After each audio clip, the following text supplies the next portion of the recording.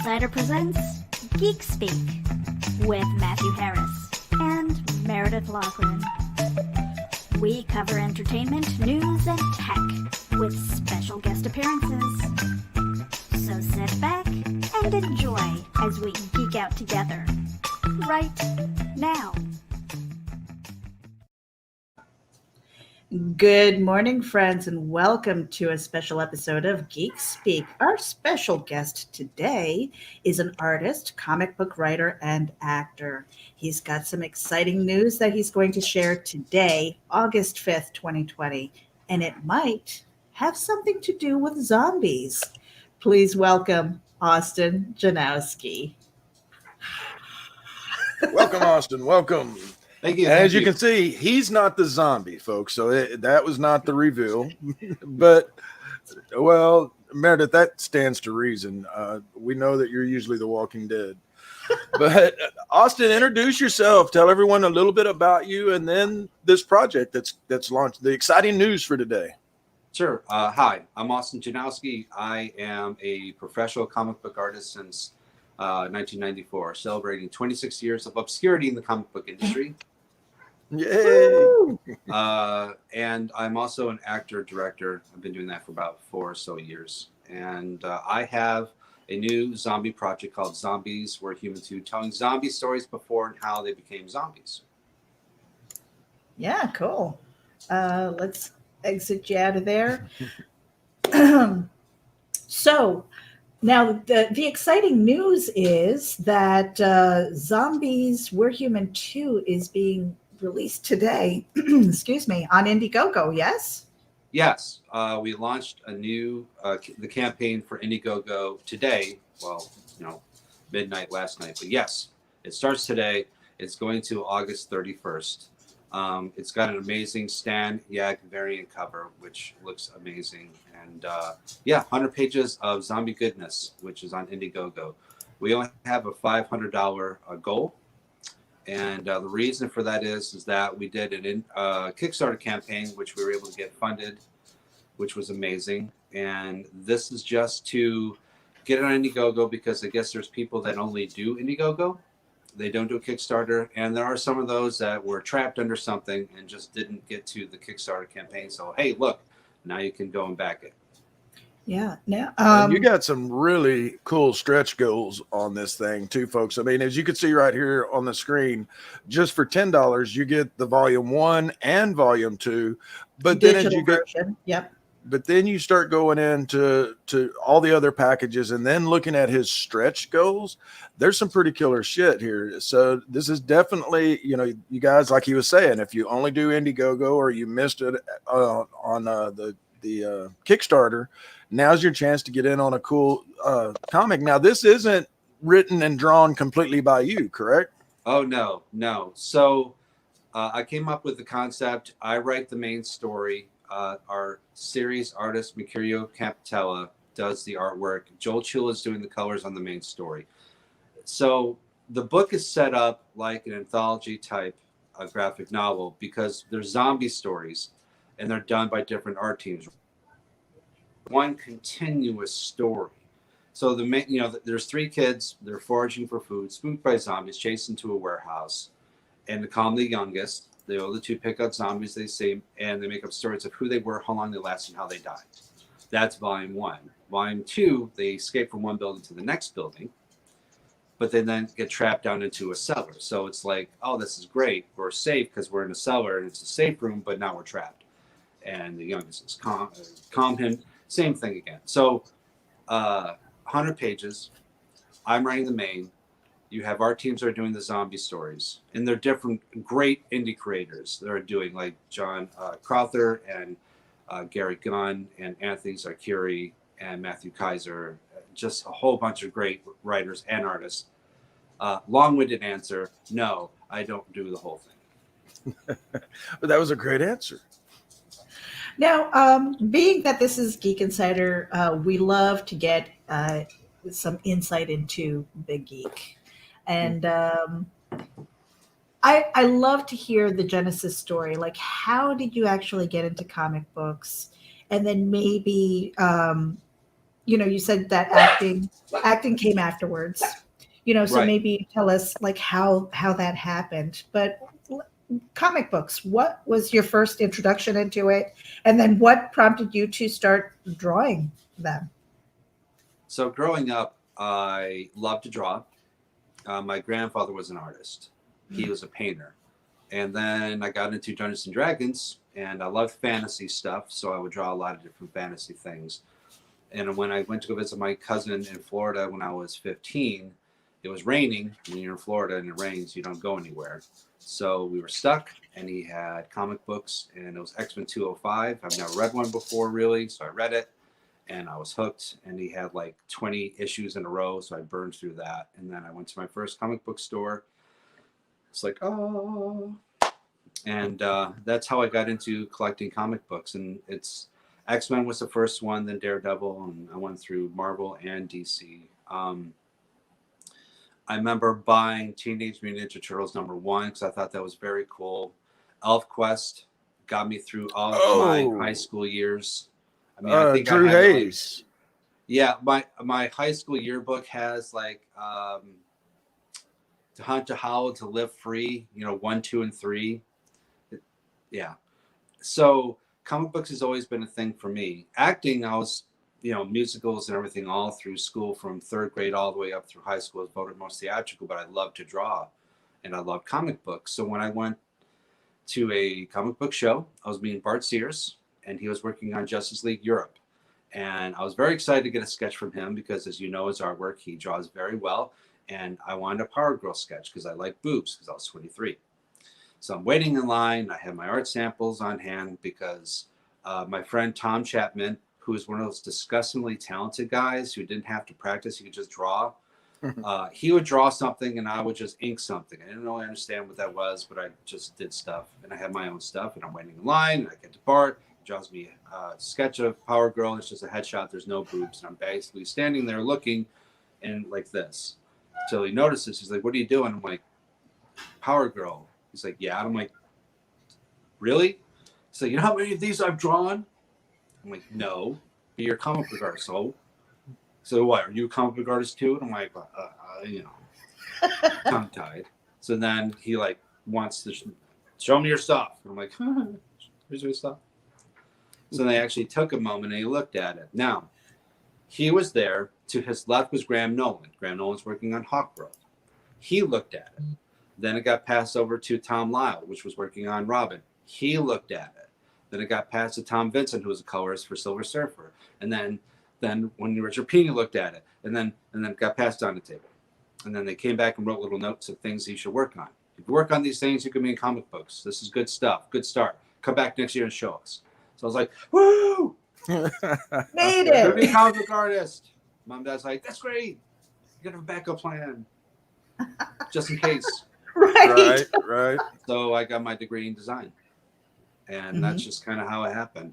While breaking into comic books and trying to make it full time, did graphics for 5 years for newspaper. And then when I moved to Florida, I worked at Lockheed Martin, which led me to work at Walt Disney World and creative marketing, which led to Universal Studios, NASCAR, Warner Brothers, Verizon. And then I was a creative director for 7 years. And then I retired. And then when I retired, a couple of friends were making films. And I was a ghoul in one. I was a bodyguard in one. And the guys thought, this is neat. How do I get in this? What do we do? And they're like, well, you need to audition to get experience. I'm like, oh, okay. So I auditioned, but I got roles enough to make a reel. And the reels helped me get an agent, which helped get me some more work, which get better reels. And So you basically kind of tripped into all of this and just seized on the opportunities whenever they came. Right. So I got into comic books and making my own. While going through comic books and working on different things, I made my first book back in 1994 called Seventh Millennium. It was based on D&D characters. So I went through Diamond and Capital, nationally distributed. I made a profit. Nice. I'm like, oh, hey, this is easy. It's not, obviously. But I like creating my stories. I like being a storyteller. Never thought I'd get into film. This was the best avenue for me to be creative, because it's such a unique medium. There's no way I could possibly, I'm in upstate New York. There's, whatever. So when I got into film, I'm like, oh my God, this is amazing. Yeah, so I kind of tripped into it, but I did do what if. I'm like, I took it on. Now, granted, I have a very lovely wife who supports me very much. She gave me 3 years to give it a shot. So without her support, I wouldn't have been able to get started in the first place. Luckily, we're now in year 4.5. 2 years ago, things kind of leveled up for me. I went to acting classes. Lee Perkins, who was in The Domestics and Foxcatcher and a bunch of other films, he teaches here in Tampa.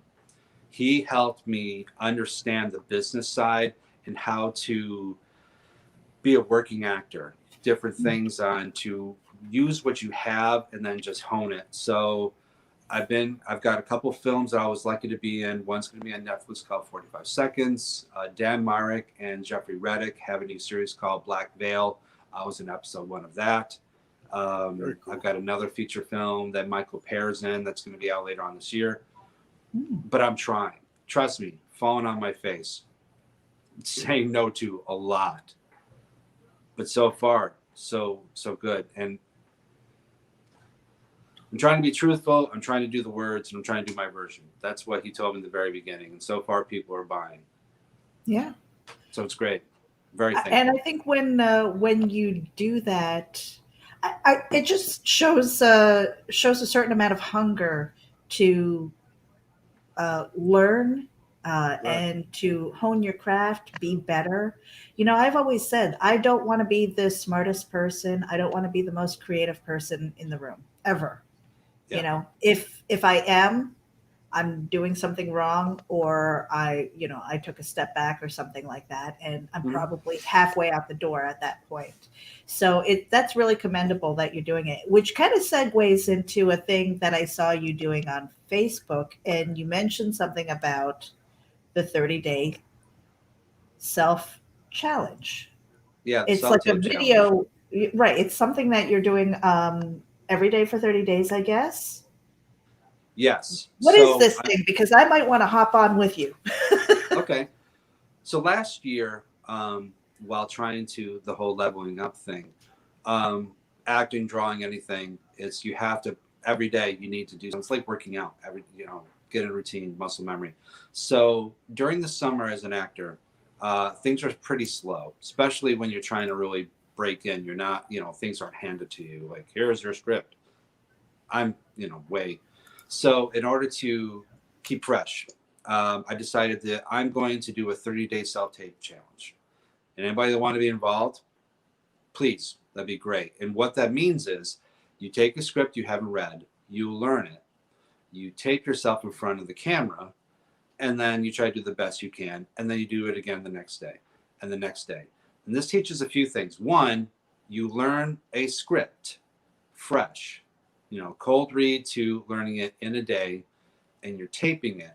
So you're learning how to set up your home system for lighting and filming, because self-tape for auditioning is pretty big. Right. Doing live auditions isn't quite as prevalent as it used to be, especially now with the pandemic. So last year I was doing a lot of self-taping. My setup was not great. So this helped me fix my self-taping setup, but also helped me get better at learning scripts faster, and then working on different acting techniques, whether it's dramatic, whether it's comedic. And then we would put it on YouTube for people to watch, and they get critiqued. And that was basically it.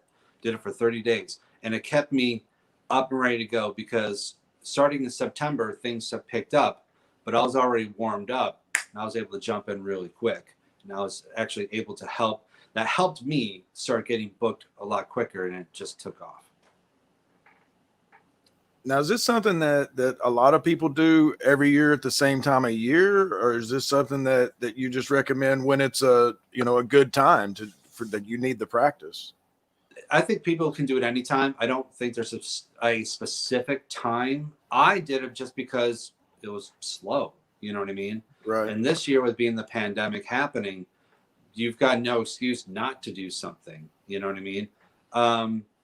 You have certain people during this time that have utilized sitting around productively. I know for myself, and we mentioned it, that there's so much free content, whether it's drawing, whether it's acting, that people are putting out there that you can watch, that you can participate, that you can practice Zoom calls, everything like that, to keep yourself going, to keep yourself, one, motivated, and two, warmed up, because when things pick up and start going, it's going to be very, very fast.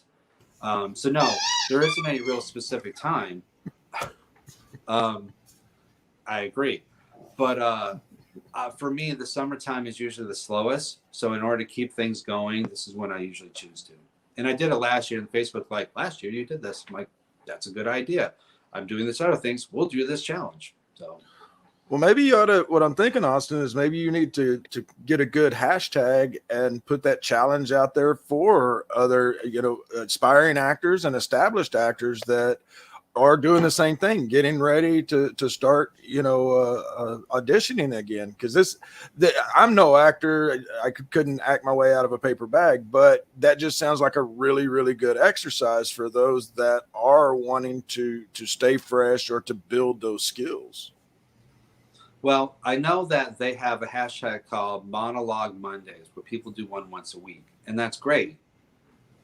But if you're doing fast, if you're a good actor, right? If you're lucky, you're getting self-tape, audition requests daily, two or so a day. When I was really busy, I was doing 2 or 3 a day.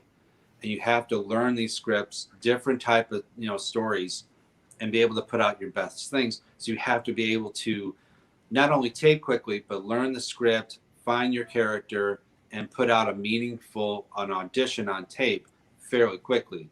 So that's why doing it every day helps you, and also helps your again, what you're taping during the day, lighting wise, is completely different at night. Like, I have my windows open now, I'm thinking that would be better. My face is blown out because the sun's on this side. Once the sun gets over here, then I'm fine. Right. It's just learning, you know what I mean? And it's just, it gives you the ability to tweak and try things also.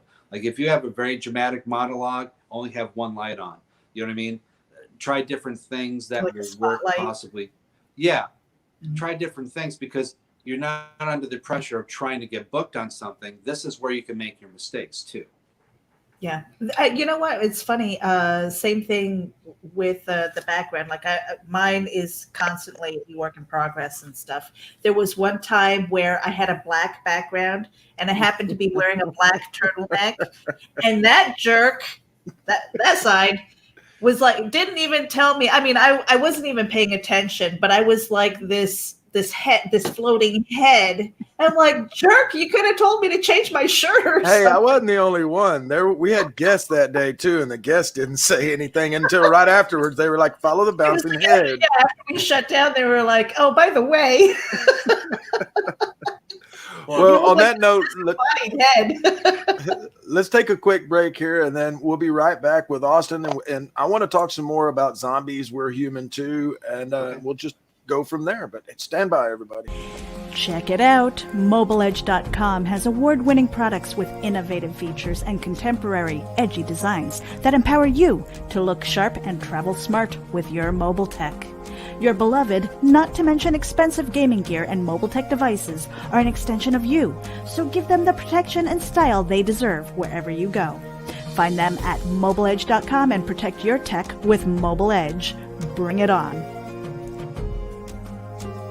Hey Geek Insiders, Mobile Edge has a special coupon code for our dedicated listeners. Get 25% off your Mobile Edge gear using coupon code GEEK25. That's GEEK25. Geek out.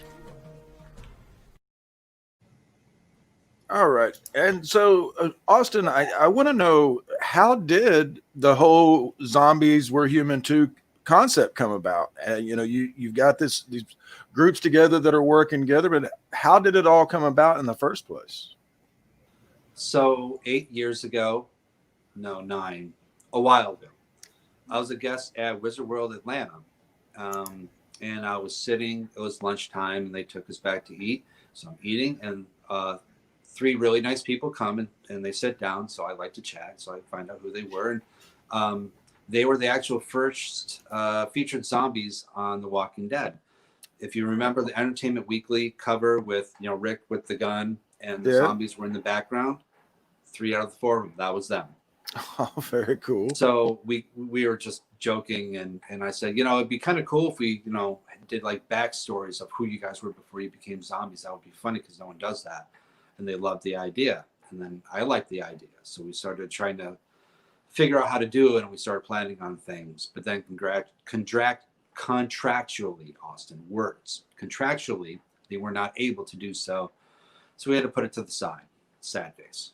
So again, Facebook, bing, popped it up, and I'm like, oh man, that was such a great idea. It's too bad we could never do anything with it. I would love to do something.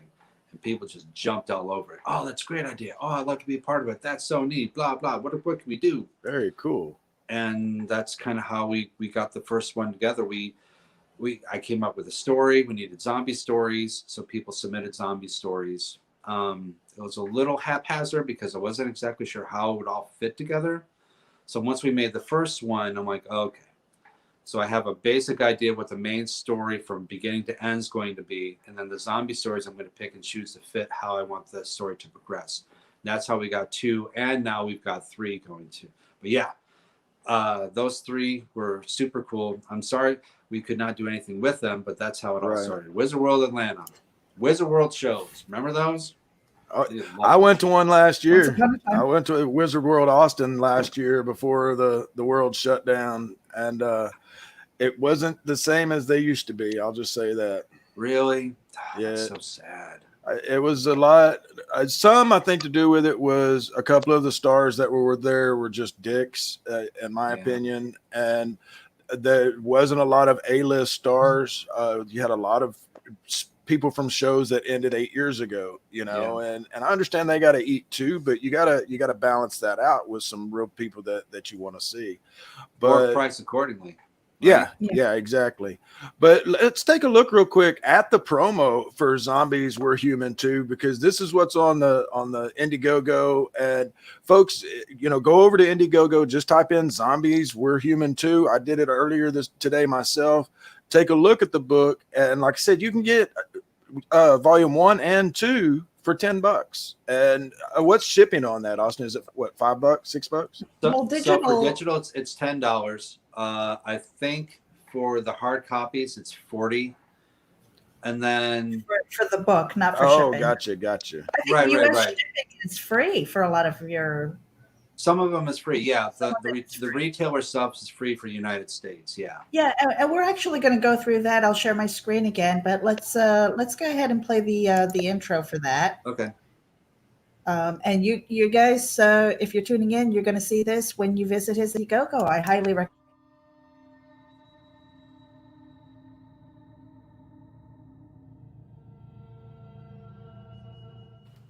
Hi, I'm Austin Janowski. I'm the writer and creator of the comic book series Zombies Were Human Too, telling zombie stories before and how they became zombies. And this is the relaunch of Volume 2 of that series.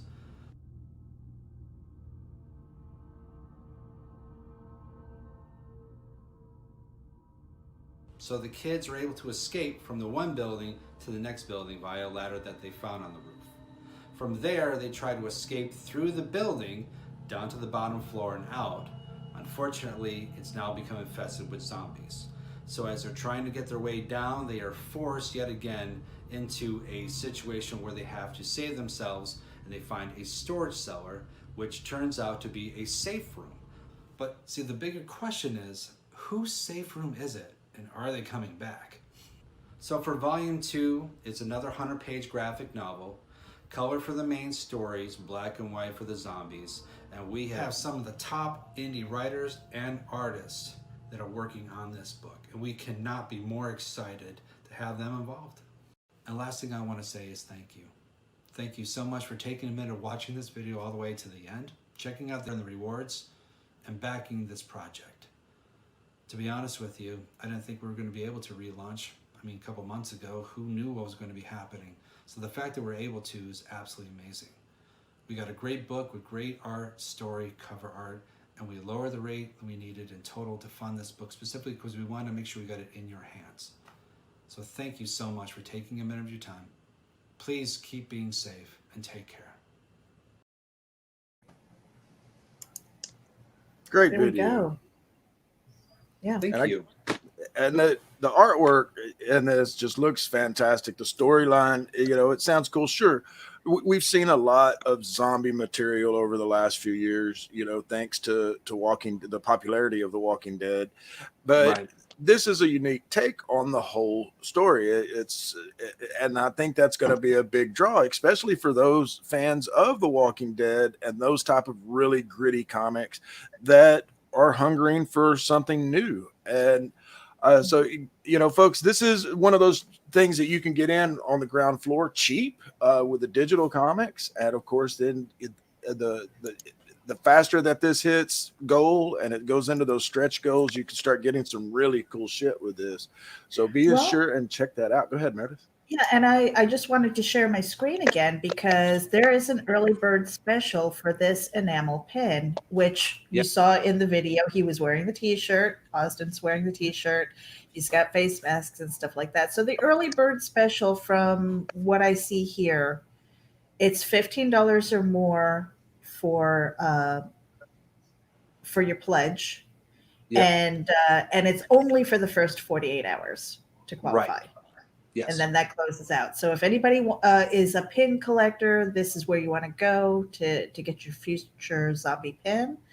I love the one panel, and it looks like the cover on the book where the kid in the middle, he's got his hands covered and frightened. And I don't has anyone here, Matthew or Austin, have you ever been that scared where you were just like frozen and you just had to cover your mouth and just try and be quiet? Have you ever been to that point? Thankfully, no. Yeah, No, I never been. I've been scared, but not to the point where I've had to physically try to keep myself. So thank goodness on that. No, but yeah. No, here neither.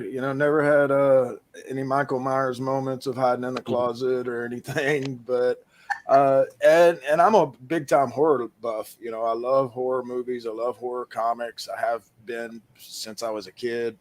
I had my aunt lied that she was my bigger sister to go take me to see the first Halloween, and my mom took me to see the first Friday the 13th at the drive-in. And so I've just always been a big horror fan. The only times I've really can think that of getting scared was becoming close to getting in an accident, or one of my little bastard kids jumps out and scares you when you're unexpecting it. But no, other than that, what about you, Meredith? Did you? No, but it's kind of funny because there's a thing going around, and I don't want to get political at all. All right. But there are a lot of people who are saying, well, you can't write this because you've never did this, or you're not this color, you're not this, whatever it is, and Right. The thing is, I love reading horror. I love writing horror. Obviously, Austin, you do too. With the zombies and stuff. I'm like, well, we don't have to be a zombie. And it's like, what about Star Trek? I'm like, we don't have to actually, we're getting closer, but we're not actually space travelers right now, That's a great analogy. Things like that, where I was like, okay, well, I don't want to be a psycho killer in order to write this book. But Meredith, Pat has said that you are only not a psycho killer just because of like one or two things. Well, I my joke is that I don't have paperwork that states that I'm sane either. So there is that. I do have a friend who actually does have that paperwork. So I don't know what's scarier. That cover of that book right there is just absolutely gorgeous. And of course, being here in the geek sphere, I know we've got a lot of audience members that just absolutely love zombie, anything and everything zombie. I see y'all reading the articles when we have that stuff. And this looks like one that you definitely have to get your hands on. I wish we had heard about it back on when you had the Kickstarter going, but I'm glad that we're able to have you on now, because this is definitely right up our alley. Mm-hmm. Good. Thanks, guys. I appreciate that. Yeah, Staniak is one of the most talented unsung indie artist out there. The fact that he's not been picked up by a bigger publisher is our gain, because then we couldn't afford him, because he's not only is he an amazing artist, he's just an amazing guy. He's such a good guy, you know. He's from Russia, so he's not able to do a lot of traveling for shows and whatnot, but he just puts out incredible stuff. And I've been lucky to have, he has one story in one. He did art for 2 stories in 2, and then he wanted to do the cover, and he's going to be doing one for 3. And I can't get over, or I can't explain how thankful I am for these creators and just how amazing the stories have been. I like collaborating, and I've said in other interviews, but I like saying it because that's how I got into comic books as an inker, because I made the choice of, I want to work with great artists and great stories. I like the collaboration. Same thing with film. I like not only directing, but I like acting. I like creating stuff. I like working with creative people. So this was a no-brainer. And I wanted to let everyone have the opportunity to be in a comic book and write something that they like. So we've got novelists, we've got directors, we've got actors, we've got beginners, and we've got pros. Joe Davison, who's the actor in Stranger Things 2, did a story for Volume 2. Oh, nice. Yeah. Well, I was going to ask you about that because as an actor and a writer, and obviously putting together an anthology, open calls, cattle calls, they can turn into a shit show real fast. So, and you did mention Volume 3. Yeah. And I see something here about another series, Death Shroud. When you're collaborating with these people, have you tried the open call, or is it by invitation only? If let's just say Matthew, for example, his dream is to actually get into a zombie anthology. Right. Is that open to the public, or is it by invitation? No, it's open, completely open. I want people that don't think they have a chance to send me their story ideas, and if we like it, I'll help them flesh it out, and then we find a writer, or not a writer, but an artist, and then we try to do something. Mm-hmm. I mean, that's beautiful. I would not be able to have my toe in the water in this industry and have my years of obscurity without having them look at my stuff in the very beginning. And I joke about the obscurity thing because, yes, I worked with Bob Layton on Iron Man in the end, helped him out there. You know what I mean? I was an ink assist with Jay Leeson on X-Men, and I've, IDW, I've done lots of different things. And the reason I did comics part-time was twofold. One, I was getting great jobs in the design field, and that made me a lot of money. So I didn't really need to do comic books full-time. And 2, opportunities when they were available, I made different decisions not to. So it's not, people in the industry need to push it forward. The comic book industry is small to begin with and shrinking. Who am I not to help the next writer or artist that wants to be in something, right? It's a no-brainer to me. So yeah, it's an open call for anyone. And if the story's not good, I tell them exactly why, and either to resubmit or wait for the next one and then do it again. This isn't a no, it's just a no right now. You know what I mean? It's no for this specific thing, but I will keep your name on a list and I'll be looking for you to submit again. Very cool.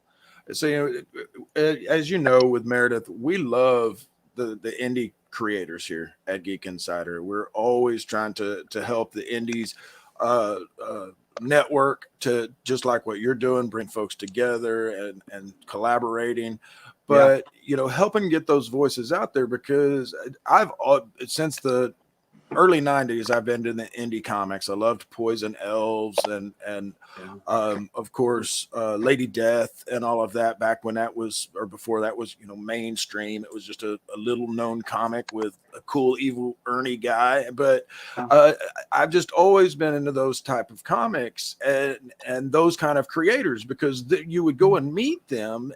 They would come to a convention we would have or whatever, and I get to meet them, and they're just, you know, regular everyday folks wanting to share their talent, their love. And it's just, the indie world is just such a cool place. And for you to be taking that step of giving, you know, the wannabe a chance, as well as the established person a chance to work together on something different, perchance, you know, maybe they've had this zombie story in their head for a while. I just think it's a really cool concept, Austin, and I'm glad we were able to get you on today. Well, I'm thankful to be on, and I appreciate you guys very much for supporting the indie crowd, because indies are what's going to keep the comic book industry afloat while all the craziness of the bigger publishers are going on. It's just, I mean, I remember when Diamond and Capital were having their feud and the exclusivity of this publisher and this publisher. Right. And there's just there was no reason for it. The comic market's changed dramatically. Big conglomerates own the big publishers, and they have a different agenda when it comes to content that they're putting out. So the indie market's got to fill the void, man. And being able to get their books out is the prime directive. Being able to get in people's hands, whether it's comic book shops or whatever. That's my next big thing, is trying to figure out not only how to distribute these books, but how to get it in front of bookstores and all that too. Because I visited Barnes & Noble and I visited Books A Million, and they are more of a comic book store-esque type, because they have a whole section that with graphic novels, and they've got pops, and they've got this and this, because that's what, you know, that's what the kids today, but that's what they like. So that we need to cater to that. We need to be able to get to them and talk to them about that. And the digital market is big too. Now, Comixology and all of them are great, as a great model, but it's not exactly perfect. I think with Kickstarter and Indiegogo, a lot of people are able to get their indie fix easier with the digital aspect, and it comes directly to them. They don't have to go with different things. So I think that's a good avenue to look at too. We gotta just support each other, man. And I agree. If I get one person that is inspired and is able to do something and grow on to do much bigger things than me, because it's happened in the past, it's I've done my job, man. That's right. You know, that's what I'm here for. Because trust me, I have made so many mistakes, so many bad choices, and I've unfortunately disrespected people with my decision making and burned a few bridges. Just not trying to be malice, just because I'm stupid, and I've learned from that. Right. And now I'm trying to take my book of mistakes and learnings, and I'm trying to help the next people not to do those things and to be much better than me. That's my job as the comic book person.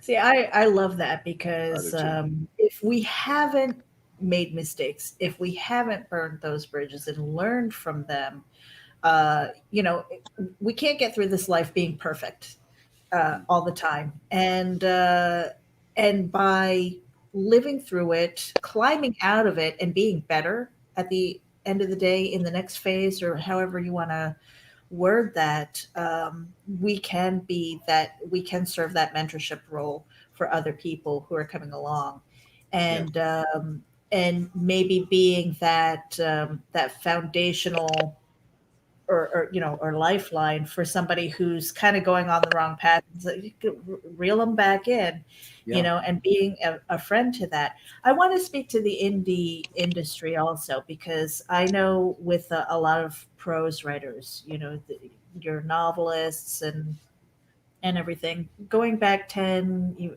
20 years ago, when we were all trying to self-publish, and everybody's like, oh, that's a vanity press, you know, you don't really have talent if you're going that route, because you can't get an agent. I'm sorry, but you know, there's like a 98 to 99% rejection rate to get an agent. I think that's true for acting as well. You know, there are just so many people and so many projects, and people looking for for that person to fill that role. In comic books, and I'm fairly new to it. I'll admit I don't have a lot of knowledge as to the history and everything, but there seems to be a wave of quality, independent comic book creators who are coming into the world. They're getting recognized, and I'm not ever going to say that DC and Marvel are ever going to be knocked off their pedestal, but I think they've got a few dings and bangs these days. Um, what are your thoughts as to that? Do you think that um, there is a difference in the quality as far as independence compared to like who might be agented and picked up? He's smiling. I keep hitting this thing. I keep trying to move my feet, and I keep hitting it. I apologize. I'm like, oh. So to answer your question, in the mid '90s, you had the form of Image Comics, and then you had Malibu Comics, and they tried to shake Marvel and DC, and it did, and it changed them a little bit for the better. Then you had CrossGen, who came along, and they tried to shake the industry, and they had a lot of hot indie creators come down, and they shook, and it changed Marvel and DC, I think, for the better again. You are finding that there's a really big talent pool of indie creators, and the technology has caught up to them that they are able to produce said books or whatever they want to put out, and you can go like this and you can go like this, and side by side there isn't that much of a difference in quality. So Marvel and DC would change, but again, they're now owned by, in my opinion, they are owned by these companies that have IPs, and they're trying to make film / merchandise / other things that they make a whole lot more money on. And they have these story ideas that they need to try out. So they try it out, something in the comics, to see if there's an actual interest. So the problem with that is that longtime collectors are getting tired of that. So that's how the indie market is shaking, because they have the outlet like, well, if you're tired of all the same thing, look at all this amazing new stuff that you can get.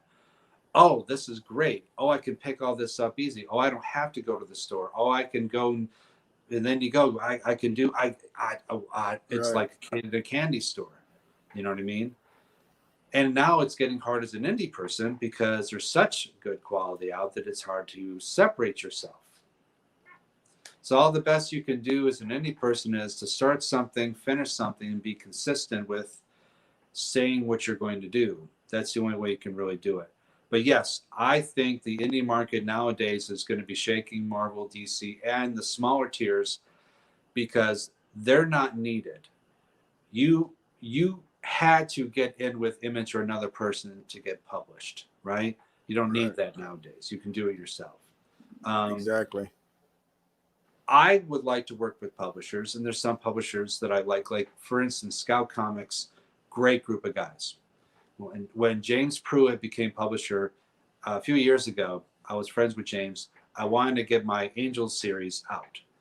I submitted to them, other people got turned down. Then I had the zombie thing. They loved it, didn't quite fit. So then I had my all-age Christmas story, Stay with the Snowman. They loved it, it fits. I like working with publishers because, one, it's lonely being by yourself. Doing shows with other people are more fun, but that's why I like to do it. I don't need a publisher. I want to have a publisher because I like the camaraderie. Other people like publishers because they want the fact that they want to make it into a film and do different things. Marvel are missing the boat here. DC is missing the boat in other ones. They're not understanding just how powerful the indie market is, because with Kickstarter and Indiegogo, they have a full-fledged, creation, funding, distribution, fulfillment, all in one. And it can go directly to stores, because stores are now ordering variants and specifics. You know what I mean? Right. The model's changed, man. And if Marvel and DC don't change in the next few years, they might see themselves out. But I don't think they're going to be fully gone because they've been around for so long and their characters are so iconic. I can't see that. And, one thing that we've pointed out over the last few weeks, too, is that, Marvel and DC, they shuttered their offices for a long time throughout this, and we weren't seeing new titles coming out. The indies, this was their time to shine. They're still hard at work writing and running their campaigns. We did see a slowdown a few weeks ago on Indiegogo and Kickstarter where we weren't seeing as many campaigns, but that's starting to pick back up now. And so you're right. The indies this was their time to shine because they're not being shut down, and they're missing the boat here. And you mentioned a couple of other times where they did kind of change Marvel and DC, but where mainstream comics really started losing it for me, and where I think they jumped the shark, was back in the 90s when no matter what title you were reading, they would split it off into a crossover that went into 4 or 5 other titles that you did not read. You had and then they would do 2 or 3 variants of each one of those. So to do one story, you were buying 20 freaking books, and 10 titles that you didn't want anything to do with. And that's when I really started getting into the indies. And I think that, God, I would love to see Wandering Star come out now, and like Poison Elves. I believe Drew's daughter took over for Poison Elves, and there was talk of a movie a while back, which I'd be one of the first in line to see. Yeah. And there's just so many of the talented artists out there and creators that I just continue to, or hope that we continue to see projects like yours that are, even if it's not working together, if it is that networking where you may not be able to be a fit to work with me, but you got my buddy over here, he loves this stuff, you two should talk, and those kind of things going on, because this is a creator's market right now. Of course, folks are a little bit more hesitant on separating themselves from their bucks, and so you have to have a legit project. You're not just going to throw some bullshit together, and if you do, you're going to get called out on it when people get it in their hands. We've seen that too. And but I gotta ask, you mentioned earlier that you worked, or you love the X-Men, and you also did some work and love DC stuff. If it comes down to it, are you a Marvel or a DC guy? Ooh, I love Batman. Same here. Yeah, and I love the Rogue Gallery. But over the entire group, I have to say Marvel. See, me and you are right on the same wavelength. Yeah. I love Batman. I've got Batman tattoo there, the Joker, and I got other Batman tattoos. I got a case over here that's got all kinds of Batman statues. But that's really my only DC love is Batman. I've got Logan, which I got the poster over there, and so I have to go with Marvel as far as all encompassing. If I had to pick one character, then it's DC, because I am just a Batman fan.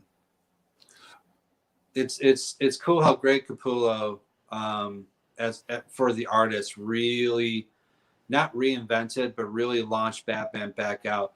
And there's a reason why that happened. One, I mean, the stories were great, but he was on for 30, 40 some odd issues. The model that worked back in the 70s and 80s to close to early 90s is you had a writer, you had an artist, and they signed a 12 issue contract. And then you were a few issues ahead before they even launched it. Right. And that's how it worked. Then they got into the whole, well, we have to do it very fast. Let's try a different art team. You had a different artist that did an issue to give the main artist a break. And then they were like, all right, we got 3 different artists and 3 different cover artists. It doesn't match the art and blah, blah, blah, and just piecemeal it all together. The reason Batman, I think, did so well is, again, Greg did an amazing job with his art style and his the way he made Batman and his secondary characters, but he was on for a long period of time. And there was that consistency that people loved. And there was long, drawn-out, thought-out storylines that people enjoyed. It wasn't 2 episodes and then jump on to something else. That's why X-Men has been so horrible for the past 10 years. Because even with Chris Claremont, and I love Chris, and he's tried to get it back on track, but these very short storylines, they just don't make sense. It's like there's 3 and then there's another one. Whereas if Chris used to have one really long storyline, and he would throw out like little nuggets in one episode or one issue, and then 20 issues down, then he would do the storyline on it. He would start building up, but that's not the case with Marvel and DC. It's very fast. It's very, I like consistency. I pick books that are consistency. Strangers in Paradise is my absolute favorite, one of my absolute favorites. Terry Moore is an amazing artist and story. I buy everything that he does. And Strangers in Paradise is 25 years, and it's been just boom, boom, boom, boom, boom. I met him in Toronto Comic Con when I put out Seventh Millennium the first time, and I had his #1, so he signed, and I gave him a copy of mine, and he shredded it. It wasn't that great, but it's my first book. But he gave me kudos. It's like, you had an idea, and you made the book, and you finished it. That's 90% better than what other people do, so at least good on that. Now improve. And so that's what I tried to do. So, and I hit the camera again. I hate this thing. Now, going back to zombies. Now, you've got Zombies, We're Human 2. Volume 2 is out on Indiegogo. You also have Dawn and the Dead. I do. Emphasize and. Have you gotten blowback for the name, first of all? And the second question, the more serious one, is do you ever worry that like the zombie market is saturated? Excellent questions. So for the first one, I didn't come up with a name. Rick Danford is the showrunner and creator of the actual Dawn of the Dead web series. There was a film that he made into a web series, and I actually got cast as an actor. I played Dr. Gerald Scott. When he found out I did comic books, he wanted to actually make a comic book that goes with the actual web series for marketing purposes. I said, great. He thought it was catchy, Dawn and the Dead, because the main character is Dawn. That's what I figured. And she has psychic abilities, and she is actually captured by this evil scientist guy strapped to a machine, and it's able to bring her nightmares to life. So in this case, zombies. So that's where the play on it comes. So was there blowback on it? Yeah. But bad news is better than no news. You know what I mean? So he didn't mind at all. Even bad press is good press. Exactly. So the prequel comic was just leading to the series. Yes, but it's a different take on the zombie genre because these zombies, they communicate, they hold weapons, they do a lot of different things that zombies don't do because they're coming from this girl's imagination. So sky is the limit, you know what I mean? But you don't find out until, after you go. But it's a very, the story, which I'm very excited is being published by Terraform Comics, and I'm very thankful for that. If you haven't heard of them, they're a new publisher, and they're going to do some amazing things. They are going to change the industry from the ground up. That's why Terraform is named the way it is. And but anyway, so the prequel story goes into the web series, and it's all about her being captured, and they're trying to get her before her nightmares, her imagination tears things up and zombies run amok. So cool. You'll never get rid of zombies, and it can get saturated. And people think I'm kind of a horror person. I just like telling stories. And for this one, he wanted me to adapt his screenplay into a comic book. And I'm like, sure. That's what my company, Tin Sky, does design, but we also do the comic book stuff. We're able to create comic books for people. We've done it for a couple of different films. We're actually adapting a horror feature film called The Other Side. It's a Bloody Mary type story, but for the Latin community. And so it's a feature film. It's being looked at by Lionsgate, but they wanted to actually make it to a comic book. It's Nick Carlin is the writer and producer. Actually, This is page 2. Ooh, Oh, very nice. nice. Let me get you up on full screen here. So this is, yeah. That is gorgeous. It is. So, I love adapting film for comic books, especially indie people, because indie horror, indie comics, I like indie. So it goes hand in hand as far as I'm concerned. So I've been lucky enough to do a few of those. And would Rick want to do a comic book to lead in the series? I'm like, yeah, sure. So did I answer your question? I kind of ramble a little bit. yeah, no, you did. But so I guess I want to make sure that I heard you right. You're adapting film scripts for comic books. A lot of times it's the other way around. I know.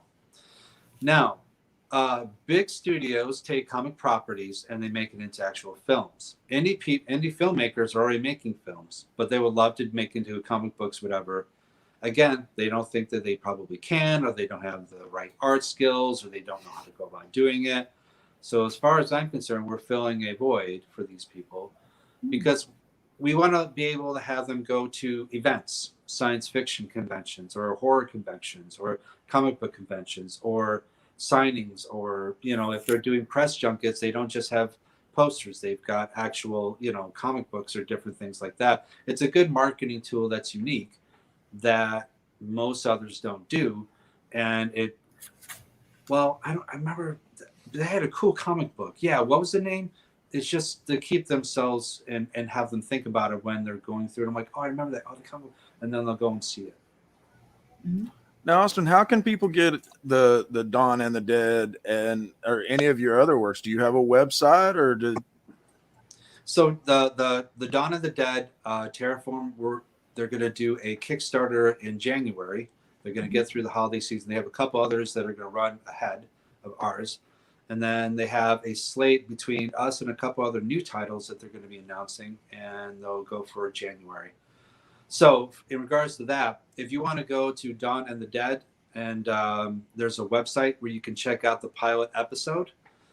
You can see me getting super bloody. That's kind of like my thing as a scientist. And it's super campy fun stuff. So there's that. Zombies for Human 2. So Facebook has its own zombies, if you want to go there. And Indiegogo, you can check out. Yeah, you can check out the Indiegogo right now with a cool perks. And they're not rewards, they're perks. And pick up a book. Or you can just kind of go to YouTube and find a couple videos on it. Very But cool. yeah, so a couple of rewards that I think are kind of neat with this that we didn't have on the Kickstarter was, we had the face mask, and we've got the t-shirt, and we've got the pandemic pack, which I thought was funny. I'm doing metal prints for this one. Metal prints are really cool. I didn't know too much about if I could make them. I'm like, what are they, hundreds of dollars? But they're expensive, but people like them. I'm like, cool. So we got two awesome prints that are going to be metal prints that we're offering as perks. One is by Paul Gorey and Hedwin, and I'm not going to say Hedwin's last name because I'm going to butcher it, but he colored Paul's stuff, which is the Psychedelic Zombies poster, which is amazing. And then John Pinto is a good friend of mine. He's actually done work for Disney and Universal. He's an illustrator.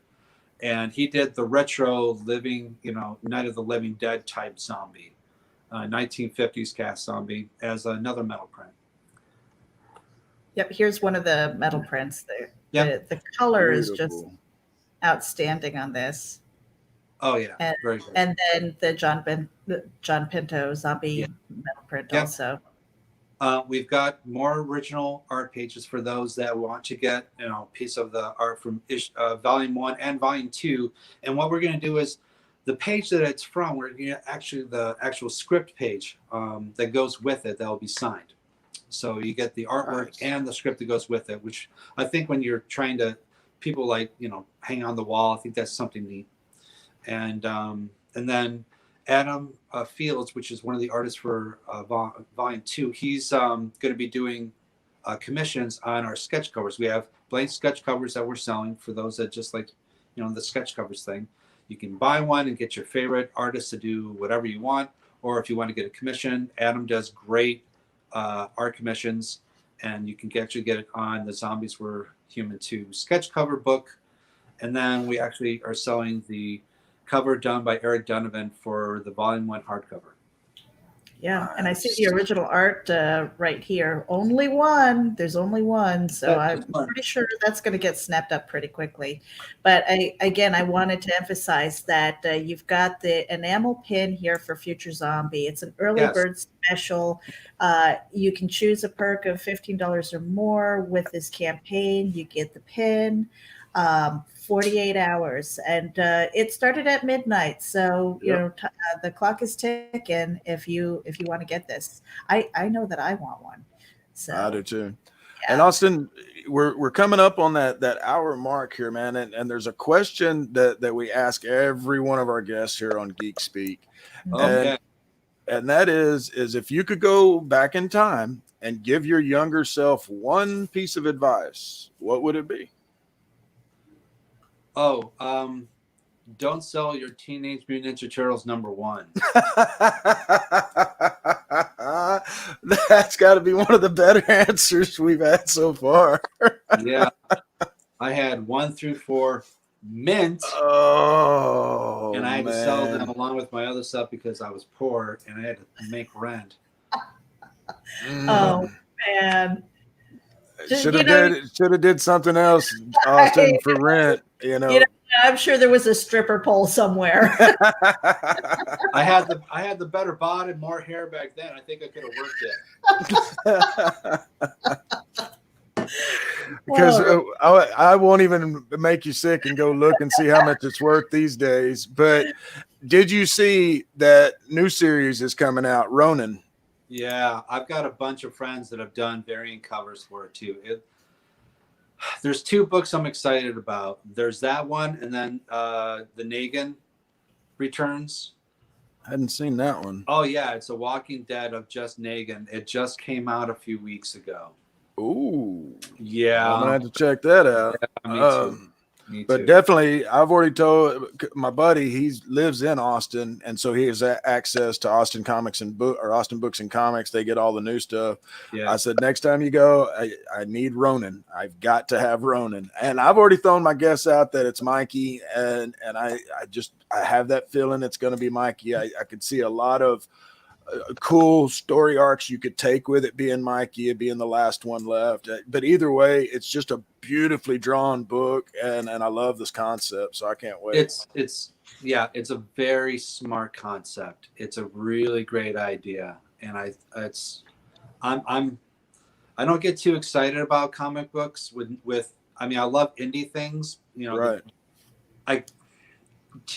Teenage Mutant Ninja Turtles has disappointed me a lot because it's kind of rehashing. It's kind of this I'm excited about.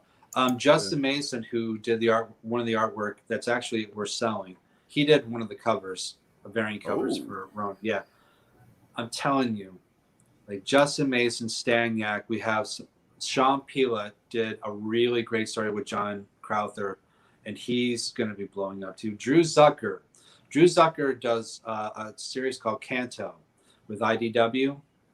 He did a story for Volume 1. I'm telling you, and I'm not just trying to say it, we have great indie artists, great indie creators, writers that are part of this book. I get kind of giddy that I'm like, all these people are on my book. Right. Now the Zombies We're Human 2 Volume 2 is done. You said something I want to say about possibly a Volume 3. Well, he didn't say possibly. Oh no, it's happening. For Volume 3, we already have the cover for the hardcover done. It's really cool. I can't say more about it, but we do have the soft cover is going to be done by Alan Qua. Nice. Okay. Yeah. Now, how far into the story and the art for the interior are you? So the zombie stories are being done now. We have about 200 pages of zombie art. The main story has not been started yet, but we're not going to be launching a Kickstarter or anything for that until probably November.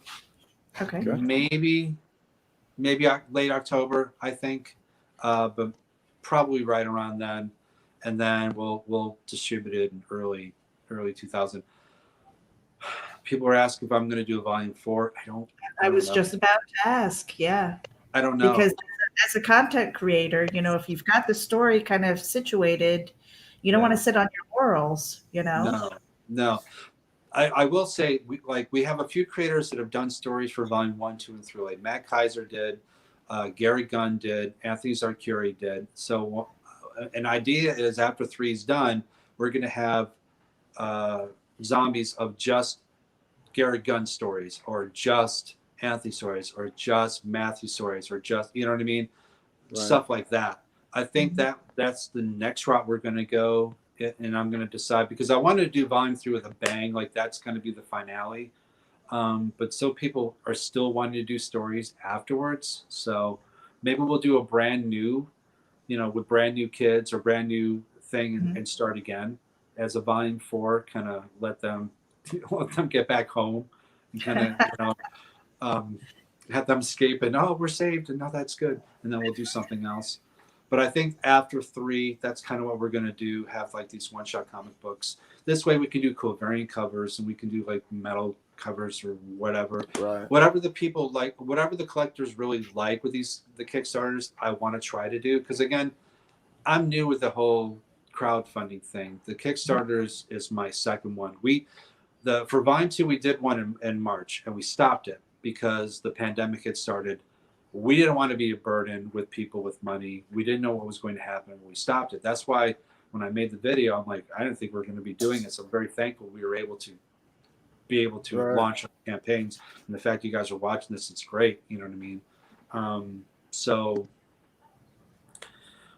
we'll see. So 3 right now is definite what we're going to probably stop. And then we'll do this, and then we'll start on 4. I'll keep going if people are supporting and want to do it. I'm all for it. With 4, would you spin a new name to keep the first original 3 just as their standalone, and or would you just kind of? Yeah, I would probably do like Zombies Were Human 2, and then like a different something to change the name up. I wouldn't keep it the exact same, because you're collecting the first 3 because that's that story. Right. This would be a different story, and so we need to name it accordingly. It'd be Zombies, but it'd be something a little bit different. We're Human 2. Yeah. TOO. But I love the idea of the next generation, and maybe having an Easter egg in there with some of the original characters, right. Aged, grizzled, survived, that idea really appeals to me as a person who enjoys stories like that, and finding those little Easter eggs. So it'd be fun if we did Easter eggs with the actual zombies that were in the other series, and as we're walking past, and I'm like, oh yeah, I remember you heard about yeah. But what about him? Just different things like Or how about popping you in there, since you do like the web series, and popping you in as a like Find Austin. Where's Waldo? Well, of course, when you start that next Kickstarter for volume 3, make sure you swing by and give us the inside info and letting us know the other stuff that you got going on. Of course, we're all praying that the world is able to unpause here soon, as we call it around here, the Great Pause. But it's been fantastic meeting with you, Austin. Folks, y'all only have 36 hours left ish to get the early bird special on the Indiegogo campaign for Zombies We're Human 2. But of course, make sure that you get your hands on your copy now. You got the month, but you only got the next few hours to get your little pin of future zombie. And Meredith, any final parting words? My battery's about to die over here. No, I actually wanted to pass it back to Austin. And, is there anything that you want to say to end the program? Sure, yeah. For the people that like collecting, different stuff, the pin is only going to be for 2 days. We're only doing one pin, and then we might do one for the volume 3. I'm not sure. Future Zombie. We're all going to be zombies someday, so why not be a future one? Get your swag. Appreciate the support. I want to thank the creators that are part of this book, Volume 1 and Volume 2. I wouldn't have a book without them. And I don't make a lot of money on these Kickstarters. The Kickstarter money is basically covering costs, whether it goes back to some of the indie creators or putting the book out. I don't pad. I don't bump things up. The prices on there for that and shipping. And that's really what it's all about. I like making stories and I like working with creators. That's why I like doing books like this. So if you can support it, that would be great. And you got some cool things down the pipeline. If you want to find out about me, Austin Janowski, Facebook, Twitter, and Instagram, you can find me there. Zombies is the same thing. If you want to know about back in the day, just Google my name. There's some neat stuff. For acting wise, be on the lookout for 45 Seconds on Netflix later on this year. And Black Veil, I guess, is starting back up in October. And I got some neat film stuff hopefully happening that I can announce probably next month. Cool. We'll talk about that later. But in the meantime, thanks, guys. I appreciate you guys letting me. I ramble, so I appreciate you letting me ramble. Hey, I've got a squeaky dog in the background. mine are starting to chuff. I don't know what's going on over there. But no, Well, we enjoyed having you, Austin. Yeah, we What was you really gonna say, do. Mary? I was just going to put in the end credits here, and we'll end the broadcast. Austin, if you can hang out while until afterwards, we'll meet you in the green room. Sure. Everyone stay Thank you. safe. Bye. Yep. Stay safe, everyone. Thanks for tuning in.